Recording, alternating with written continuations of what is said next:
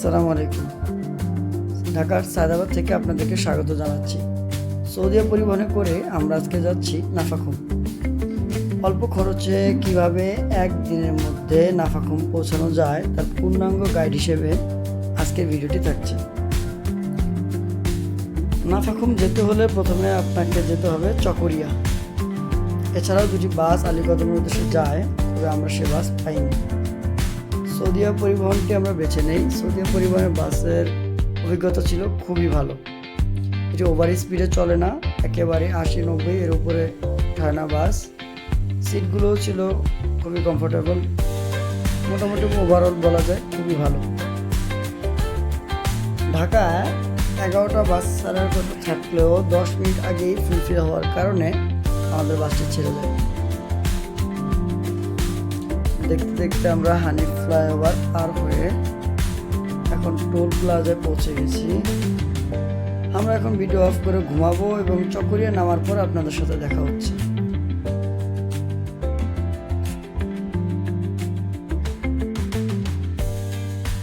এগারোটা বাজে বাস ছাড়ার পরে আমরা ঠিক 5:50 দিকে আমরা চকরিয়া বাস টার্মিনালে নেমে যাই।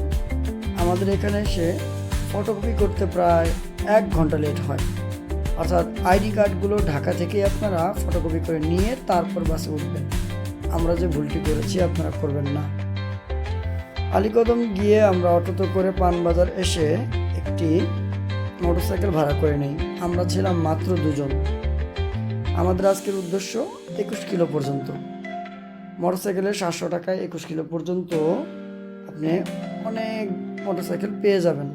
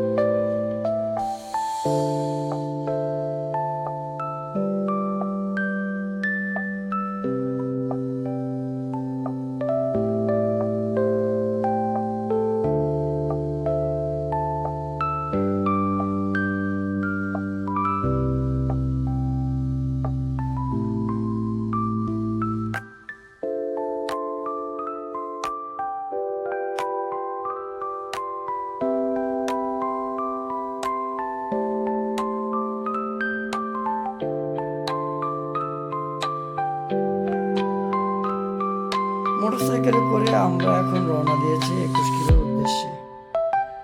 21 কিলো যেতে আপনার 30 থেকে 40 মিনিট সময় মতো লাগবে। আমার কাছে বান্দরবন শহরের রাস্তার চাইতে আমার এই পথটি বেশি পছন্দের। এই পথের ভিউ পয়েন্ট এবং গাছগাছালি এবং কাছে কাছে পাহাড় দেখতে পাওয়া আমার কাছে খুবই অসাধারণ লাগে। এবং আপনাকে জানিয়ে রাখা ভালো যে এই পথে আপনার খরচটাও কম, যেটি বান্দরবন শহর থেকে থানচি আসার চাইতে আলীকদম হয়ে থানচি যাওয়ার খরচ অনেকটাই কম। এই পথের সৌন্দর্য দেখতে দেখতে আমরা দুজন মোটরসাইকেলে করে 21 কিলো যাচ্ছি আপনাদেরকে সঙ্গে নিয়ে। আপনি বান্দরবনের স্পটে যাওয়ার জন্য যতটুকু তোড়জোড় করবেন, আমার মতে বান্দরবনের প্রতিটি রাস্তা, প্রতিটি কোনায় কোনায় সৌন্দর্য লুকিয়ে আছে।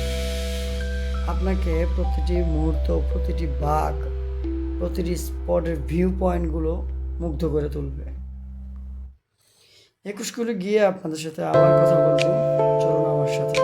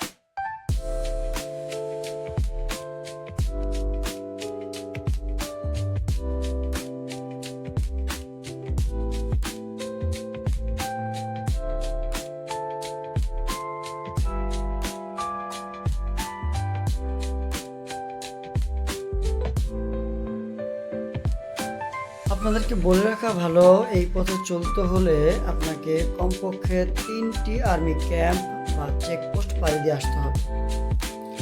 আইডি কার্ডগুলোতে আপনারা নিজেদের নাম, ফোন নাম্বার, বাবা মায়ের ফোন নাম্বার এবং একটি আত্মীয় ফোন নাম্বার ও তার নাম এবং কোথা থেকে এসেছেন, কোথায় যাবেন, যে গাড়িতে চলে যাচ্ছেন তার নাম্বার, কদিন থাকবেন তাও উল্লেখ করে দিতে হয়। অবশ্যই এগুলো গাড়িতে ওঠার আগেই কমপ্লিট করে নেবেন, যাতে চেকপোস্টে গেলে আপনার সময় নষ্ট না হয়। প্রথম চেকপোস্ট আলীকদমে ঢোকার আগেই ইয়াংসার চেকপোস্ট। পরের চেকপোস্টের নাম কানা মেম্বার চেকপোস্ট। তৃতীয়টির নাম আমার মনে নেই, তবে ফটোকপি অবশ্যই সঙ্গে রাখবেন। এবং যদি আপনারা দলভুক্ত হন বা অধিক লোকজন থাকে, সবার আইডি কার্ড একজনের কাছে জমা রাখবেন, যাতে প্রতিটি ক্যাম্পে বা চেক পয়েন্টে জমা করে দিতে পারেন।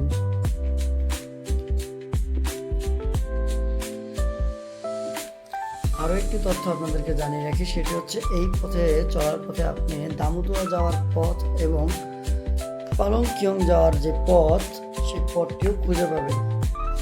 চলতে চলতে এবার আমরা চলে এসেছি 21 কিলো। ডানের রাস্তাটি চলে গেছে তিন্দুপাড়ার দিকে এবং সোজা রাস্তাটি ছিল থানচির। আমরা এই পথে গিয়ে কিছু দূর পরে মোটরসাইকেলটিকে বিদায় জানিয়ে দেব এবং তিন্দুপাড়া হাঁটার উদ্দেশ্যে রওনা দেব। পায়ে হেঁটে যাওয়ার মূল কারণ হচ্ছে, আপনি বান্দরবনে যত পথ ঘুরেছেন, তিন্দুপাড়ার মতো এমন সুন্দর পথ আমি আর কোথাও দেখিনি। প্রতিটি বাঁকে বাঁকে, প্রতিটি মোড়ে মোড়ে সৌন্দর্য যেন লুকিয়ে আছে এখানে। নিরিবিলি পথ, কোথাও কেউ নেই, আপনি শুধু একা হাঁটছেন, এমনই একটি পথ তিন্দুপাড়ার পথ। তবে যদি আপনি খুব বেশি ট্রেল পথে চলার অভ্যাস না থাকে, আপনি মোটরসাইকেলও যেতে পারেন। এই রাস্তাটি আমি সম্পূর্ণ ভিডিওতে দেখাচ্ছি আপনাদের সামনে।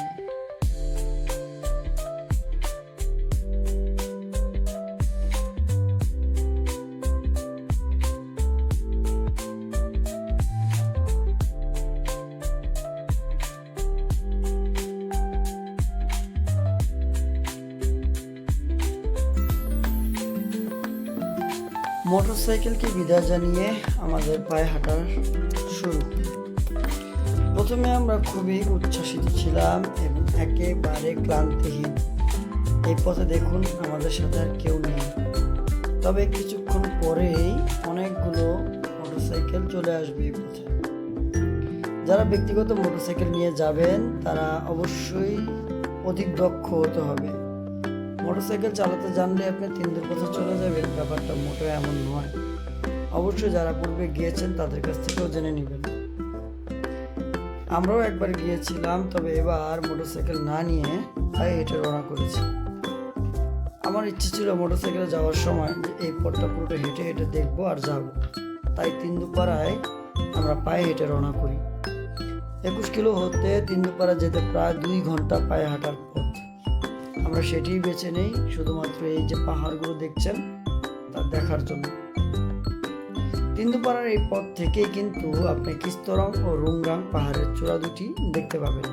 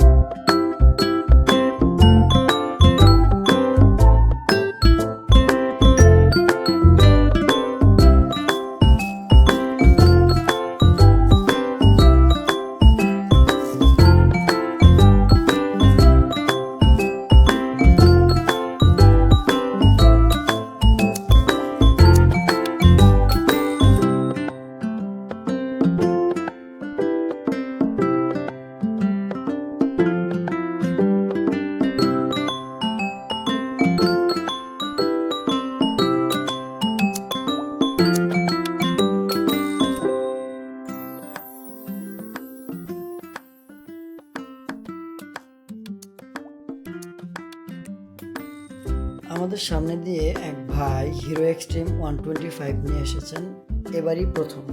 তিনি বারবার বলছিলেন যে আগে যদি জানতাম তবে কখনোই এই পথে আসতাম না। আমরা তাকে অনেক সাহস যোগাই এবং বলি, ভাই তেমন কোনো কঠিন পথ নয়, আসলে অনেক কঠিন নয়, অনেক সহজও নয়, এমন একটি তিন্দুর পথ। এই পথটি মূলত ভয়ঙ্কর হয়েছে আরসিসি ঢালাইয়ের কারণে। যেহেতু এটি আরসিসি ঢালাই, তাই ভেজা বা বৃষ্টির দিনে, বর্ষার দিনে খুব পিচ্ছিল হয়, পায়ের পাতা বা পা থাকতে চায় না, সেখানে মোটরসাইকেল চালানো খুবই কষ্টের।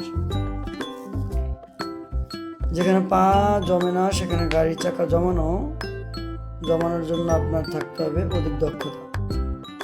সামনেই তিন্দুর কিছু কাঁচা অংশ আছে। এই পথে কাঁচা অংশটি শুকনো পথে যেমন তেমন থাকে, যাওয়া যায়। যদি আপনারা দলবদ্ধ হন তবে যে দক্ষ বেশি তার হাতে গাড়ি তুলে দিন এবং নিজেরা গাড়িটিকে ধরে পার করে দিন।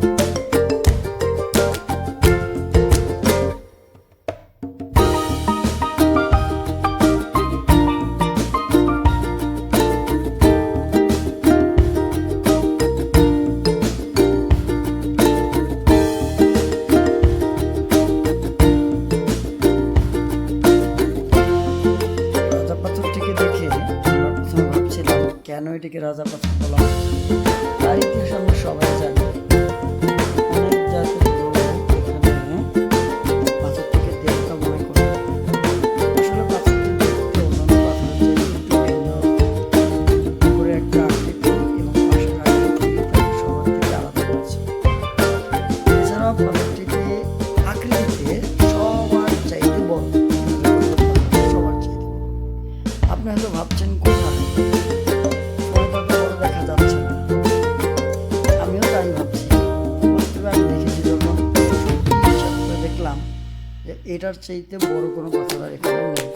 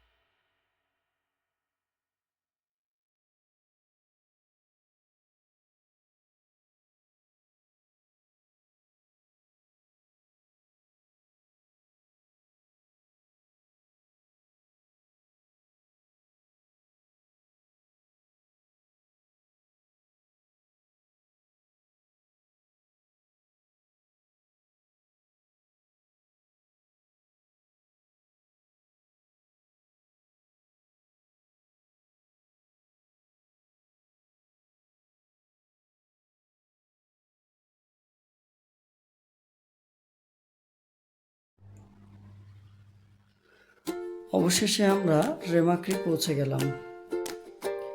রেমাক্রির জলধারা ধরেই আমরা বাম দিকে হাঁটা শুরু করি।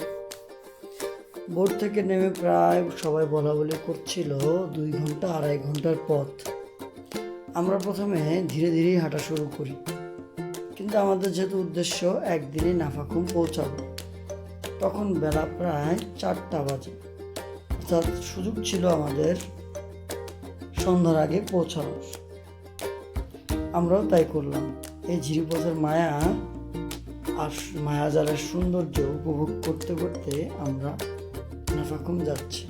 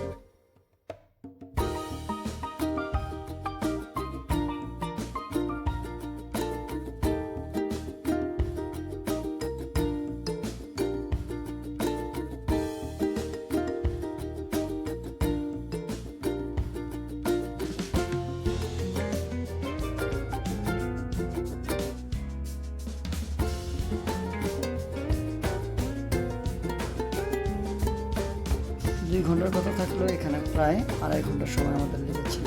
আমরা একটু ধীরে ধীরেই হাঁটছিলাম। নাফাকুমের এই ব্রিজ ও পানির শব্দ আমাদের কানে এসে লাগছিল। যত ক্লান্ত ছিল সব যেন মুছে যায় নিমিষে। খুব ইচ্ছে করছিল একটা কোনায় শুয়ে পড়তে। আমরা ছিলাম ক্লান্ত, একদিনই নাফাকুমে পৌঁছেছি। আমাদের সময় কম ছিল, উদ্দেশ্য ছিল নাফাকুমে বিশ্রাম নিয়ে যদি সময় পাই তাহলে অবশ্যই আমি এখনো যাব। আপনাদের ট্যুর প্ল্যান সহ বিস্তারিত আরও জানতে কোনো প্রশ্ন থাকলে অবশ্যই আমাদেরকে কমেন্ট করে জানাবেন। আজ এই পর্যন্ত।